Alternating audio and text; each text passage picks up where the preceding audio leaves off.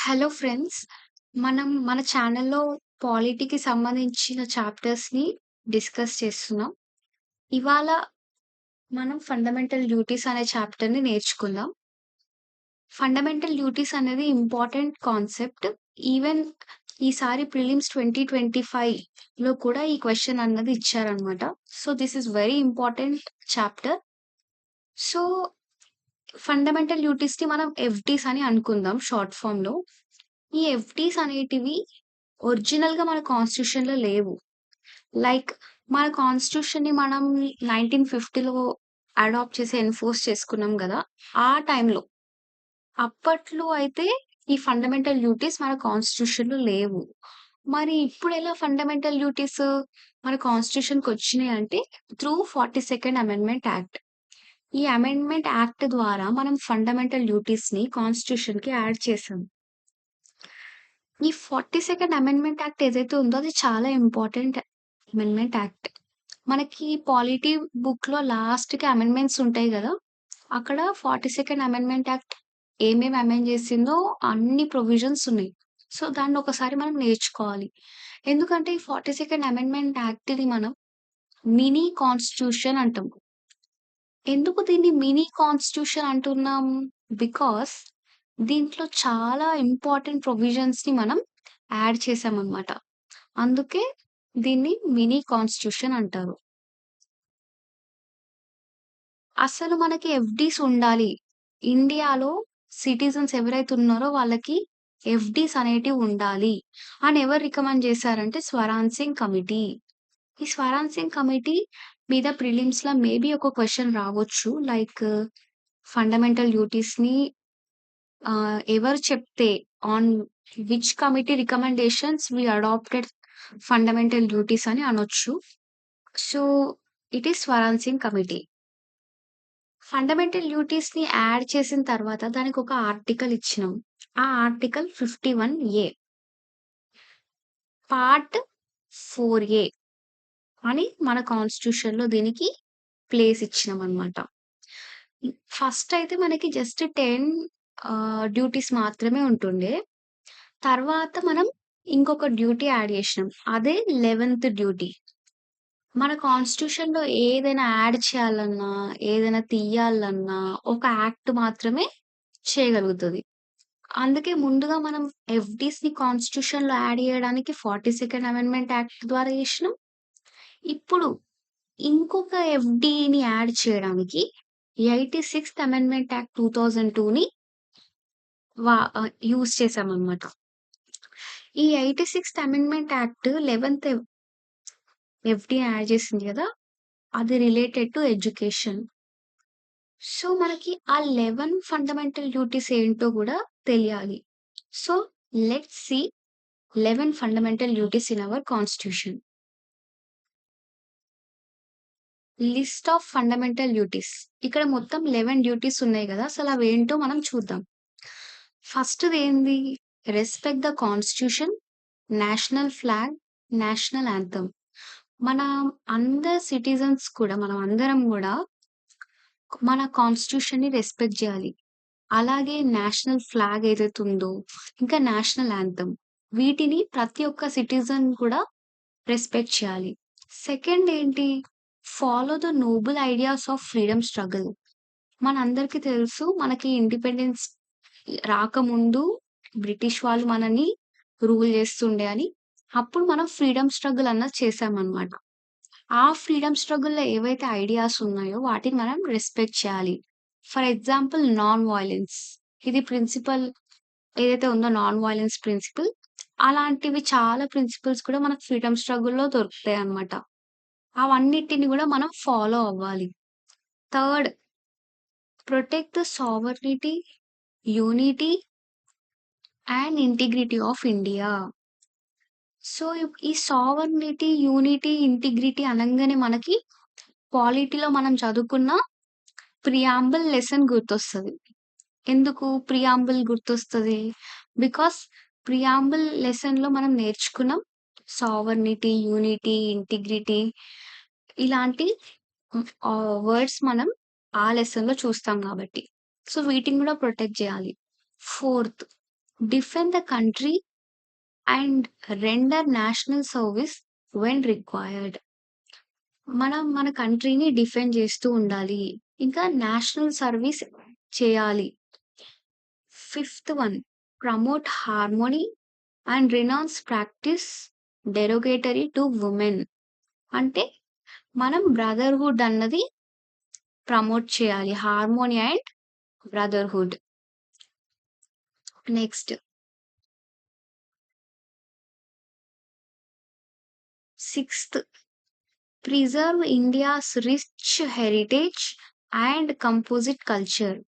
మన ఇండియాలో చాలా రిచ్ హెరిటేజ్ ఉంటది. చాలా చాలా మాన్యుమెంట్స్ ఉంటాయి. ఎగ్జాంపుల్ మనకి గోల్కొండ, చార్మినార్ ఇలాంటి ఎన్నో హెరిటేజ్ సైట్స్, మాన్యుమెంట్స్ ఉంటాయి గదా! వాటిని మనం ప్రిజర్వ్ జేయాలి. ఎవరైనా వచ్చి వాటిని ఇది ఇక్కడ ఉండొద్దు, మేము తీసేస్తాం, మేము ఇక్కడ రోడ్ కన్‌స్ట్రక్ట్ చేస్తామని వాటిని కూల్చాలని ట్రై చేస్తే మనం వాటిని ప్రిజర్వ్ జేయడానికి ట్రై జేయాలి. And composite culture. మన ఇండియాకి ఏదైతే మంచి కల్చర్ ఉందో, దాన్ని గూడా మనం ప్రిజర్వ్ చేస్తా ఉండాలి. Seventh is protect and improve the environment including the forest, lakes, reverse and wild life. అంటే మన ఎన్విరాన్మెంట్‌ని మనం ప్రొటెక్ట్ చేసుకోవాలి. ఎందుకంటే ఎప్పుడైతే ఎన్విరాన్మెంట్ బావుంటదో, అప్పుడు మనం మన హెల్త్ గూడా బావుంటది గాబట్టి ఎన్విరాన్మెంట్‌ని ప్రొటెక్ట్ జేయాలి. ఫారెస్ట్‌లైనా, లేక్స్ అయినా, రివర్స్ అయినా ఇవి పొల్యూట్ కాకుండా జూసుకోవాలి. లేక్ విజిట్‌కెళ్ళినప్పుడు అక్కడ ఎలాంటి ప్లాస్టిక్స్, మనం యూజ్ జేసే థింగ్స్ అక్కడెయకుండా డస్ట్‌బిన్ యూజ్ జేసి క్లీన్‌గా ఉంచుకోవడం. Protect and improve the environment. Next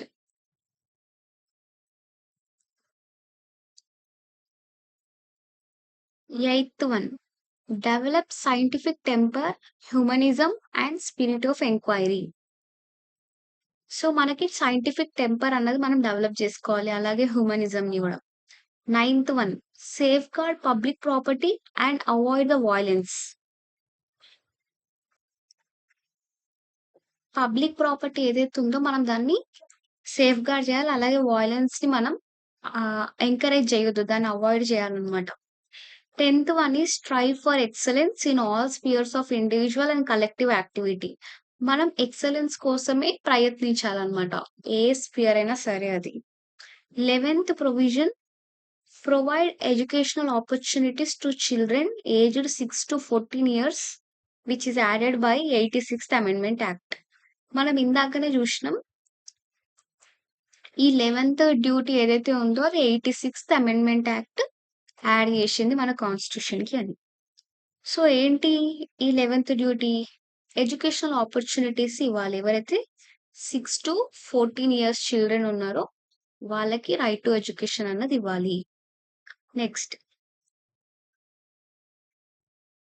key features. అసలు ఈ ఫండమెంటల్ డ్యూటీస్ ఉన్నాయి గదా! దీనిది కీ ఫీచర్స్ ఏంటో మనం ఇప్పుడు డిస్కస్ చేద్దాం. ఇవి నాన్ జస్టిషియబుల్. అంటే cannot be enforced by the courts. అన్ మనకి ఫండమెంటల్ రైట్స్ ఉన్నాయి. ఎఫ్ఆర్స్ అంటారు వాటిని. అవి మాత్రం జస్టిషియబుల్.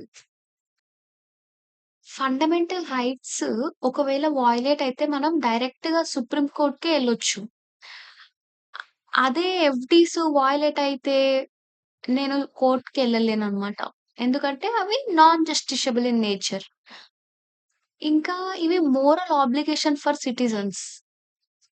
ఇంకా they help in constitutional interpretation by the judiciary. అంటే జ్యుడిషియరీ అంటే ఇప్పుడు మనకి సుప్రీం కోర్ట్, హై కోర్ట్ ఉంది గదా! అదొకవేళ ఒక constitutional validity of law check జేయాలనుకుంటే ఫండమెంటల్ డ్యూటీస్‌ని యూజ్ జేసుకోవచ్చనమాట.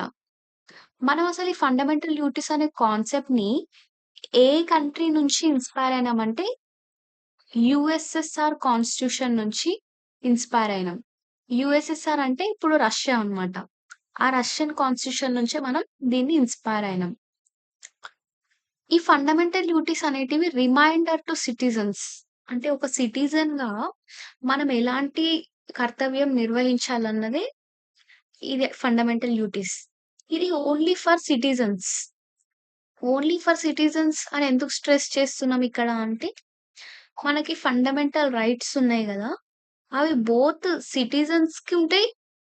ఇంకా ఫారినర్స్‌కుంటాయి. ఎవరైతే ఫారిన్ కంట్రీ నుంచి మన ఇండియాకొచ్చిర్రో వచ్చి మన ఇండియాలో ఇప్పుడు ఉంటారో టూరిస్ట్ లెక్కనైనా చూడ్డానికి వస్తారు గదా! వాళ్ళకి గూడా రైట్స్ ఉంటాయి. Fundamental rights. కానీ సిటిజన్స్‌కి మాత్రమే ఉన్నది ఏంటి అంటే ఫండమెంటల్ డ్యూటీస్ అన్నమాట. ఇది మనం గుర్తుపెట్టుకోవాలి. Fundamental duties only for citizen. Fundamental right ఏమో సిటిజన్స్‌కుంటది అండ్ ఫారినర్స్‌కుంటది. ఒకసారి మనం రివిజన్ చేద్దాం. అసలు ఫండమెంటల్ డ్యూటీస్ ఏంటి అని. సో, మనం ఆల్రెడీ డిస్కస్ చేసాం. ఈ ఫండమెంటల్ డ్యూటీస్ ఒరిజినల్‌గా కాన్స్టిట్యూషన్‌లో లేవు. 42nd అమెండ్మెంట్ యాక్ట్ ద్వారా వీటిని మన కాన్స్టిట్యూషన్‌లో పెట్టామన్నమాట. అలాగే స్వరణ్ సింగ్ కమిటీ చెప్పింది ఫండమెంటల్ డ్యూటీస్ ఉండాలి అని. అప్పుడు మనం వీటిని మన కాన్స్టిట్యూషన్‌లో యాడ్ జేసినాం. ఆర్టికల్ 51 పార్ట్ 4 పార్ట్స్ ఎందుకు పార్ట్ 4 నేర్చుకోవాలంటే 2024 ప్రిలిమ్స్‌లో మనకి పార్ట్స్ మీద క్వెషనొచ్చింది. అందుకే పార్ట్స్ ఆర్ ఇంపార్టెంట్ కాబట్టి మీరు నేర్చుకోండి. ఇనీషియల్‌గా అయితే మనకి 10 డ్యూటీస్ ఉండే ఆ తర్వాత 11 డ్యూటీస్ అయినాయి 86థ్ అమెండ్మెంట్ యాక్ట్ ద్వారా. అలాగే మనం నేర్చుకున్న 42nd amendment act is mini constitution. So, ఇవి 11 డ్యూటీస్ మనం ఇందాక డిస్కస్ చేసినాం. అట్లనే ఫండమెంటల్ డ్యూటీస్ అనేటివి నాన్ జస్టిషబుల్. యూఎస్ఎస్ఆర్ కాన్స్టిట్యూషన్ ద్వారా ఇన్‌స్పైర్ అయినాం. ఇంకా ఇవి ఓన్లీ సిటిజన్స్‌కే ఉంటాయి. అదే ఎఫ్ఆర్స్ మాత్రం ఫారినర్స్‌కుంటాయి, సిటిజన్స్‌కి గూడా ఉంటాయి. ఇది యూపీఎస్‌సి 2025లో క్వెషన్ నంబర్ 55 ఈ క్వెషన్ అడిగారనమాట. ఇది మీకెందుకు చూపిస్తున్నా అంటే, ఇక్కడ ఫండమెంటల్ డ్యూటీస్ ఉంది. మనం ఇందాక డిస్కస్ జేసినాం. ఇక్కడేముంది valuing and preserving the rich heritage and composite culture. మనం అనుకున్నాం మన హెరిటేజ్‌ని కాపాడాలి. అలాగే కల్చర్‌ని గూడా మనం ప్రిజర్వ్ జేయాలని నేర్చుకున్నాం గదా!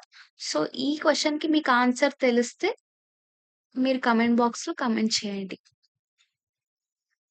Thank you so much for watching this video. ఒకవేళ మీకు ఈ వీడియో నచ్చితే మన ఛానెల్‌ని సబ్స్క్రైబ్ చేయండి, లైక్ చేయండి, షేర్ చేయండి.